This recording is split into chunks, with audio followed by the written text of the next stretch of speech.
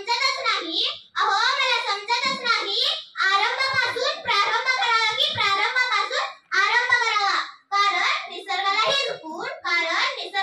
झुकून ज्यांनी स्वराज्याचे देखणे स्वप्न उराशी बाळगले व अनेक अगदी दिव्य पार करून ते साकार केले. अशा थोर विभूतीबद्दल मी पामराने काय बोलावे. त्यांचे अतुलनीय कार्य कसे तोलावे. तरी एक यत्न, एक प्रयत्न, एक भावना, एक श्रद्धा, एक वंदना, एक मानाचा मुद्रा माझ्या राजासाठी, राजा शिवरायांसाठी. दिवस होता 19 फेब्रुवारी 1630.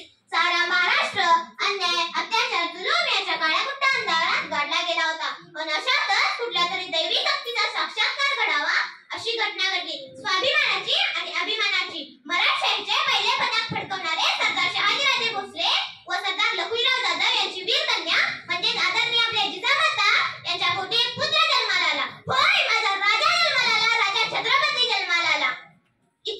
शिवनेरीचे नाव इतिहासात सुवर्ण अक्षरात कोरून गेला. म्हणून तर आपण म्हणतो मायाभवानीचे वरदान झाला, मायाभवानीचे वरदान झाला. तो जन्मदात्यांचा स्वप्नांचा आधार बनला, तो जन्मदात्यांचा स्वप्नांचा आधार बनला. शहाजीचा वीर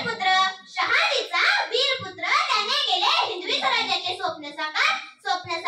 जिजाऊंना नेहमी वाटायचं आपला शुभात शूर झाला पाहिजे, आपला शुभात वीर झाला पाहिजे.